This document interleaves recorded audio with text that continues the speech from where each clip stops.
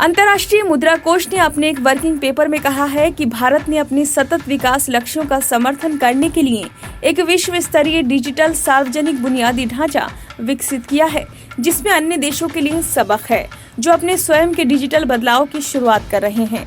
डिजिटलीकरण ने भारत की अर्थव्यवस्था को औपचारिक बनाने में मदद की है और आधार ने लीकेज को कम करते हुए लाभार्थियों को भुगतान के प्रत्यक्ष हस्तांतरण में मदद की है।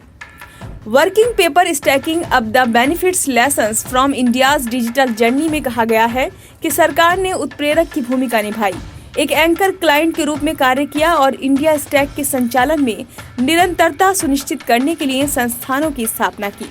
इसमें कहा गया है कि इस डिजिटल बुनियादी ढांचे का उपयोग करते हुए भारत कोविड-19 महामारी के दौरान गरीब परिवारों के एक बड़े हिस्से को जल्दी से सहायता प्रदान करने में सक्षम था।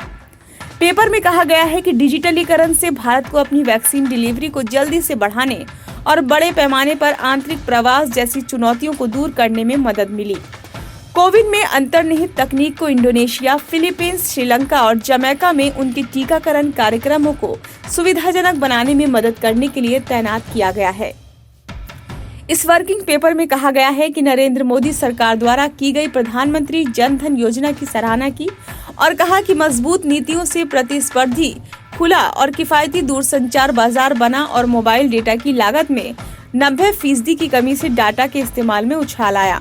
नोटबंदी से यूपीआई समेत भुगतान के अन्य तरीकों का अधिक इस्तेमाल भी हुआ। इसमें कहा गया है कि आधार ने भुगतान के हस्तांतरण करने, लीकेज को कम करने, भ्रष्टाचार को रोकने और कवरेज बढ़ाने के लिए घरों तक प्रभावी ढंग से पहुंचने के लिए एक उपकरण के रूप में मदद की। भारत सरकार का अनुमान है कि मार्च 2021 तक डिजिटल बुनियादी ढांचे और अन्य शासन सुधारों के कारण व्यय में जीडीपी का लगभग 1.1% बचाया गया था। इसमें कहा गया है कि इस डिजिटल बुनियादी ढांचे का उपयोग करके भारत महामारी के दौरान गरीब परिवारों के एक प्रभावशाली हिस्से को जल्दी से सहायता प्रदान करने में सक्षम था। ब्यूरो रिपोर्ट, नई दिल्ली।